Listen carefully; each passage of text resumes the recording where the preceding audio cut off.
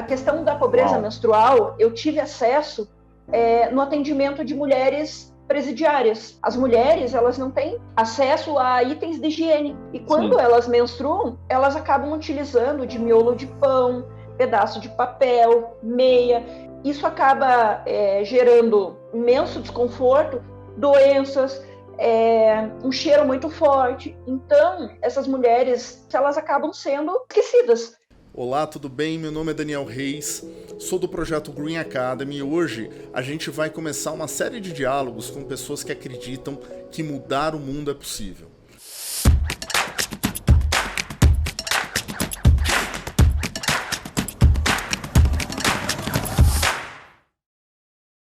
A gente está aqui com a Viviane, ela é coordenadora do projeto Elos Invisíveis, projeto lindo que a gente conheceu a partir da pesquisa do Green Academy, e a gente convidou ela para uma conversa aqui com a gente hoje. Tudo bem, Viviane? Tudo bem, tudo bem. Obrigada pelo convite. A gente que agradece o seu tempo e o projeto de vocês é lindo demais.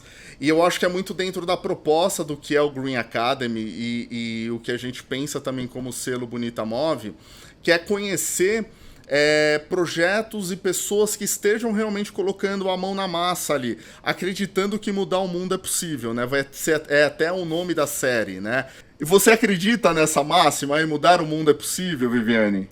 Com certeza, é o que me faz levantar da cama todos os dias, né? A gente consegue fazer com pequenos gestos grandes transformações, né?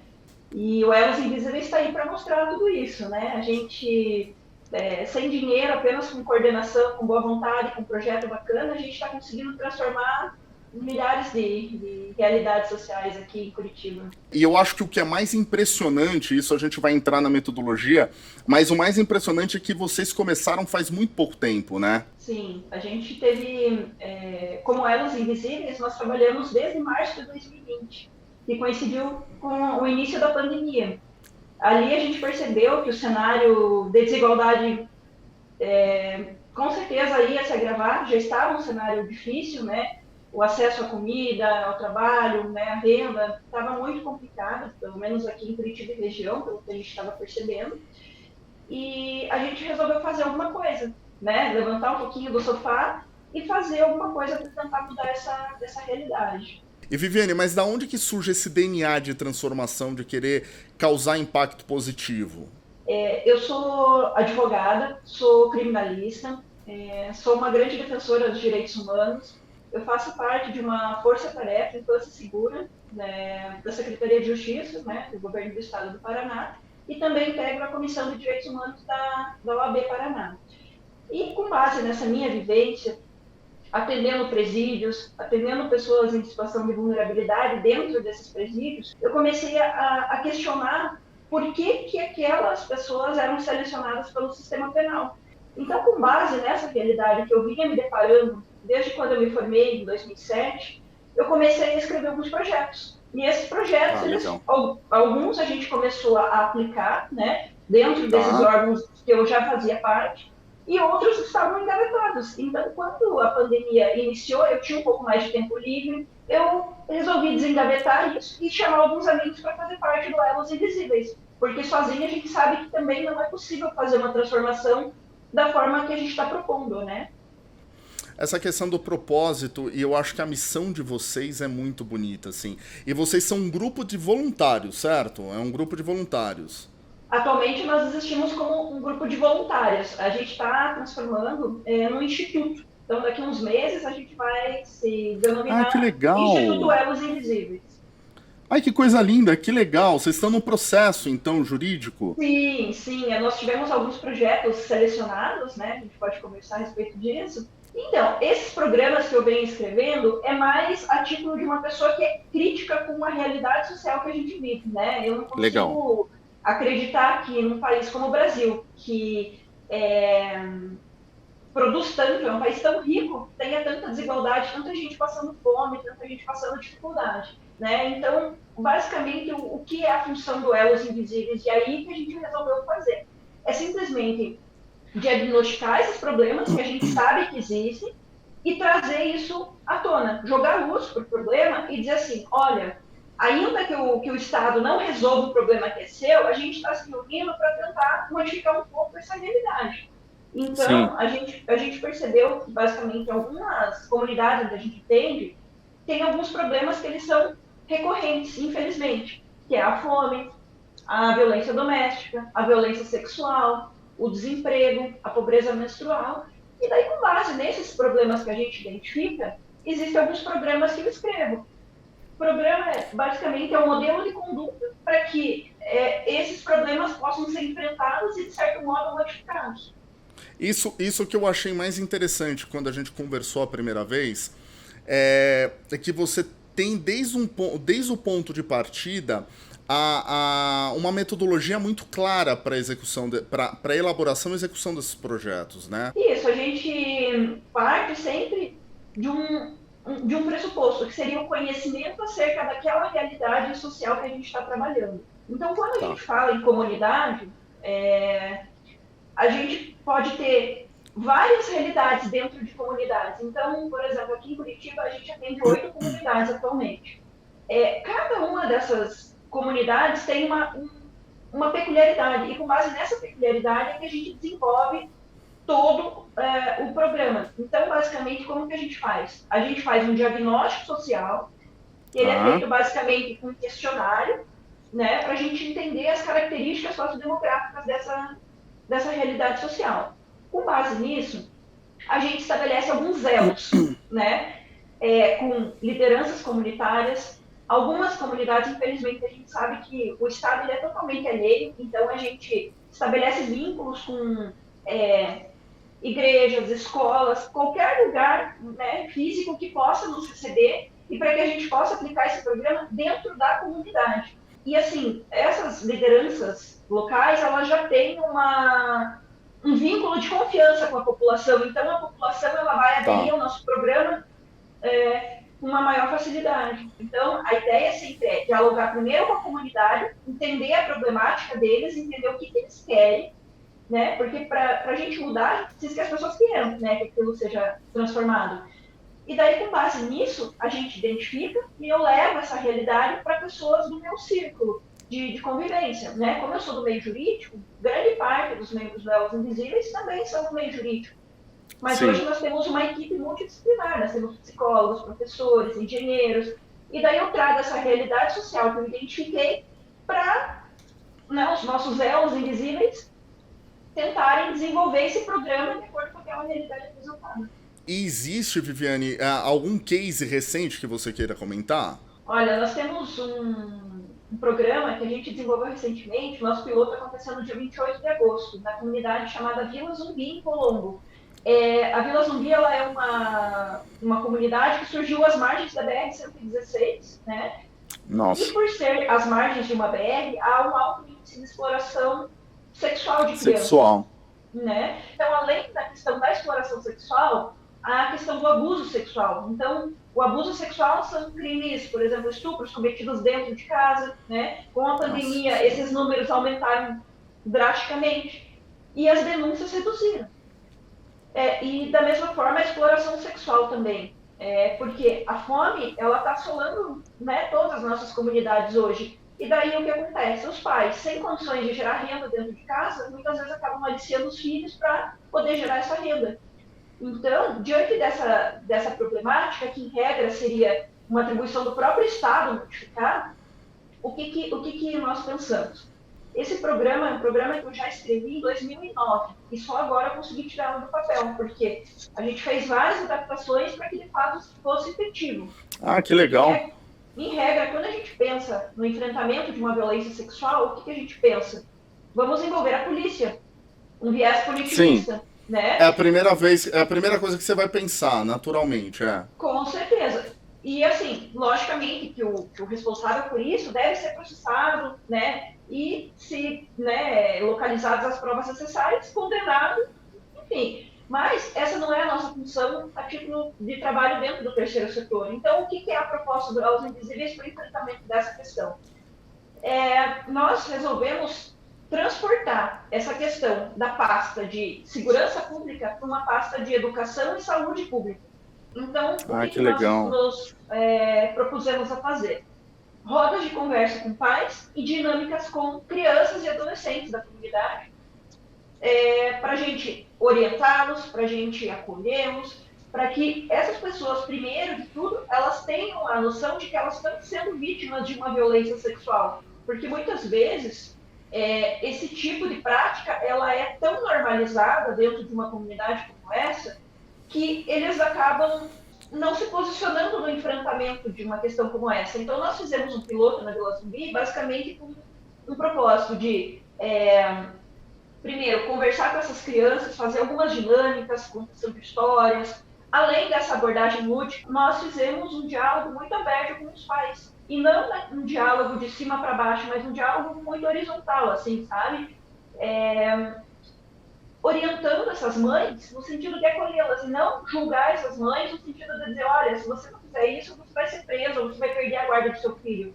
Porque quando a gente faz esse diálogo de cima para baixo e com base no medo, a gente afasta essas mães de uma possível denúncia. Porque essas mães elas não vão querer se denunciar um caso como esse, sendo que ela corre o risco de perder o filho e de ser presa. E às vezes essa mãe, ela está numa situação dentro da casa dela, né, que em regra tem índices aqui altíssimos de que mais de 80% dos casos são homens que praticam esse tipo de crime e mais de 70% dos casos ocorrem dentro de casa. Então essas mães, elas têm esses homens como geradores de renda dentro desses locais. Então, às vezes, as mulheres não denunciam porque elas têm um grande e sério problema. Se elas denunciarem e o agressor for preso, não tem quem coloque comida dentro de casa. A transformação social, ela não... Às vezes a gente acha que você cria um projeto e esse projeto ele vai resolver todo o problema de uma vez. Basta a simples força de vontade e determinação. E, na verdade, você tem muita inteligência por trás disso.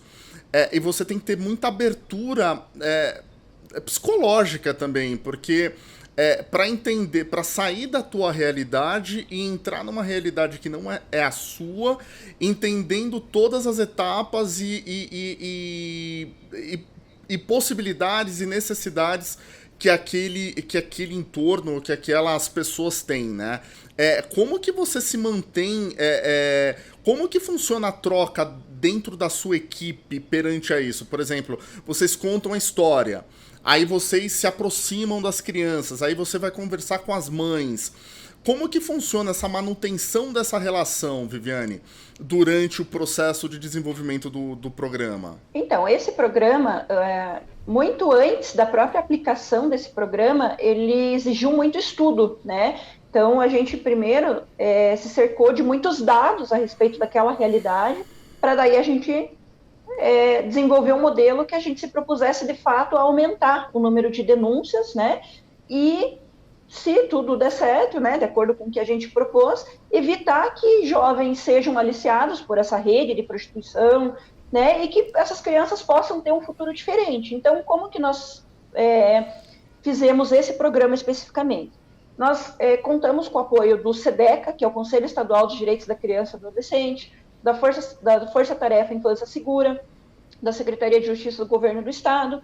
Então, eu apresentei esse programa para esses órgãos, que, em regra, eles têm obrigação legal, né, de enfrentar essa problemática. Só que a ótica que esses órgãos estavam utilizando para enfrentar, elas estavam sendo um pouco efetivas. Por quê? Segundo dados oficiais da Secretaria de Segurança Pública do Estado do Paraná, em quase 2 anos de pandemia, a Vila Zumbi, esse bairro de Colombo, onde a gente aplicou o projeto piloto, contou apenas com 6 denúncias de casos. E esse número de denúncias, para o governo do estado, foi um número excelente de denúncias.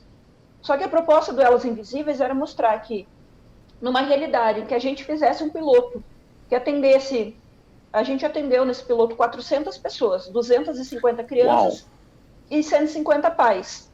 Só dessa dinâmica que nós fizemos com essas 4 centenas de pessoas, nós conseguimos dobrar o número de denúncias oficiais. Então, o que nós tentamos mostrar é que esse programa nós desenvolvemos sem gastar nenhum real. Nós conseguimos fazer apenas com articulação, com estratégia. Ninguém saiu de lá preso, nenhuma mãe perdeu a guarda do filho, e a gente conseguiu várias denúncias em cima de uma atuação como essa. Então, o que o Elos Invisíveis quis mostrar para o Estado vocês conseguem mudar a realidade de algumas comunidades, alguns cenários que vocês precisam articular grandes, enfim, número elevado de policiais, uma verba elevada para você tentar enfrentar um problema, mas a questão às vezes não é o dinheiro, não é o potencial que o governo tem para patrocinar aquilo, mas simplesmente é um modelo errado de abordagem. Então, nós fizemos esse programa e conseguimos uma efetividade, que seria ali, na própria dinâmica, nós conseguimos 12 denúncias às claras, tirando as pessoas que vão sair dali e vão denunciar pelos canais oficiais, que é o 181, o Disque 100, o 190. Então, além de fazer essa ação, nós nos certificamos de que os dados oficiais eles vão ter uma modificação. E como que nós fazemos isso? Nós pegamos os dados oficiais anteriores ao desenvolvimento do programa e depois nós buscamos dados oficiais posteriores ao desenvolvimento do programa, para que a gente consiga mostrar a efetividade disso. Eu quero entrar num outro projeto, um outro programa que eu achei muito legal de vocês, que é o combate à pobreza menstrual. Eu queria que você comentasse um pouco sobre esse programa. Então, esse também é um projeto incrível que a gente está desenvolvendo. O nosso piloto já foi implementado. Hoje nós já temos algumas ações pós-piloto que também foram implementadas. E é um programa que nós estamos desenvolvendo concomitantemente a um programa de combate à violência doméstica. Então, a questão da pobreza menstrual, eu tive acesso no atendimento de mulheres presidiárias, porque é uma realidade muito presente dentro dos presídios femininos. As mulheres, elas não têm acesso a itens de higiene, né? E quando elas menstruam, elas acabam utilizando de miolo de pão, pedaço de papel, meia.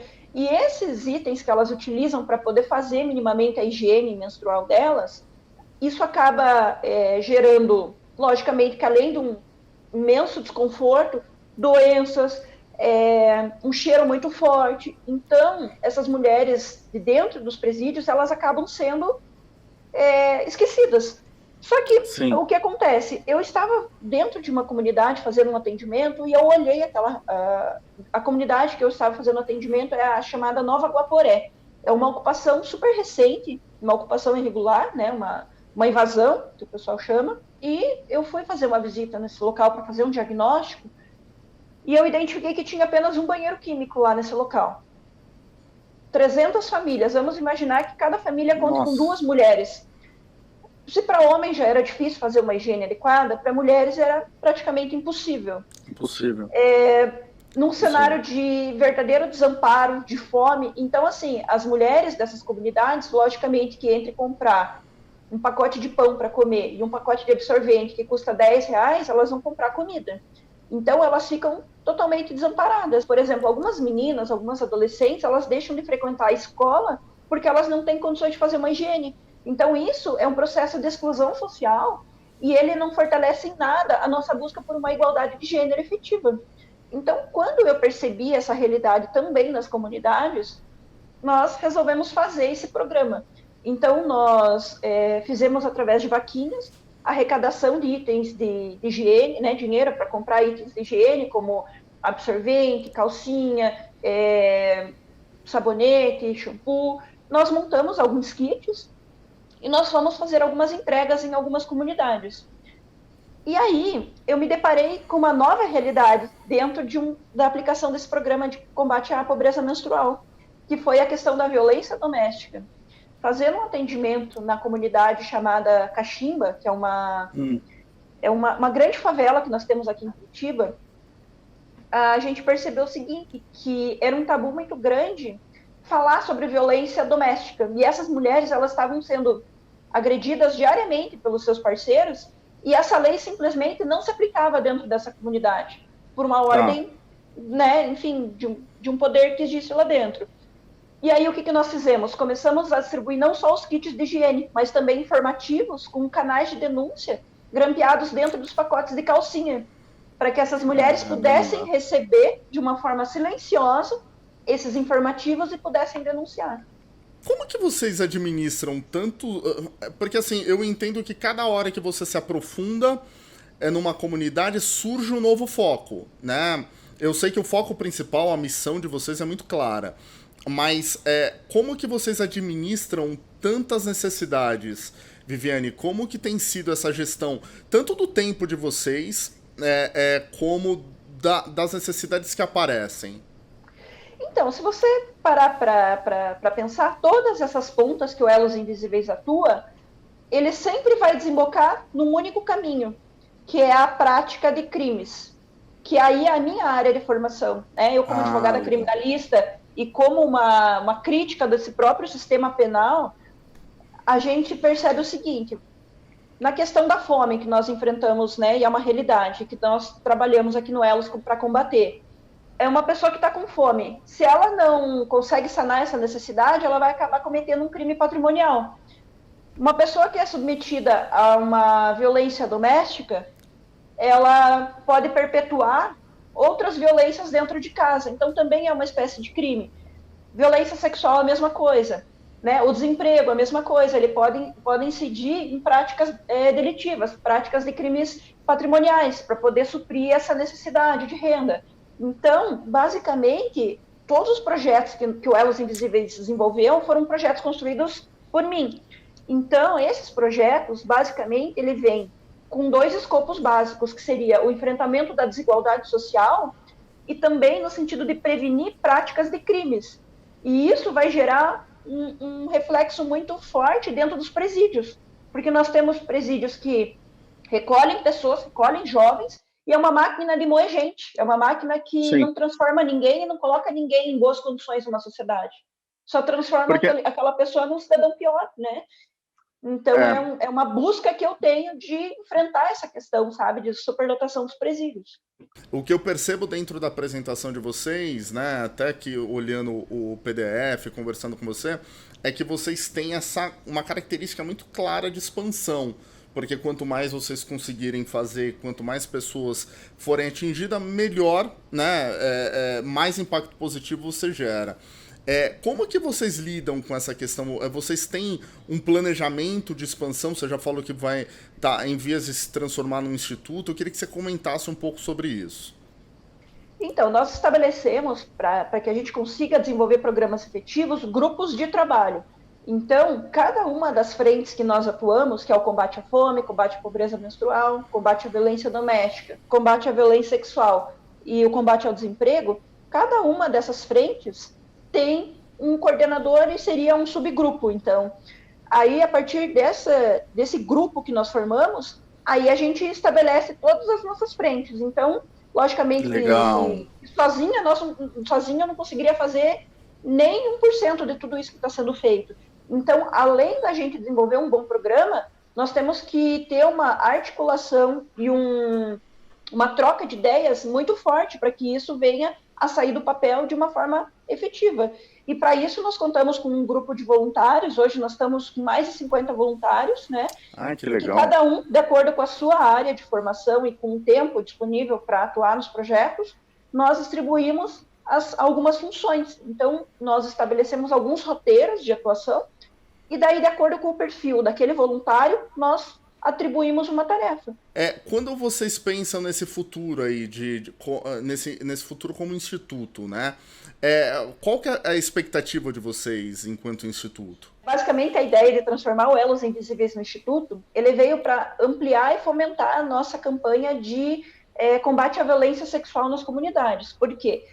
Nós apresentamos essa problemática ao governo do estado do Paraná e também para algumas empresas que têm como né, objetivo a transformação e a redução da desigualdade social. Nós apresentamos esse projeto, só que para a gente conseguir um patrocínio, por exemplo, para poder ampliar isso e fazer essas dinâmicas em escolas, em outras né, instituições, nós precisamos de uma verba.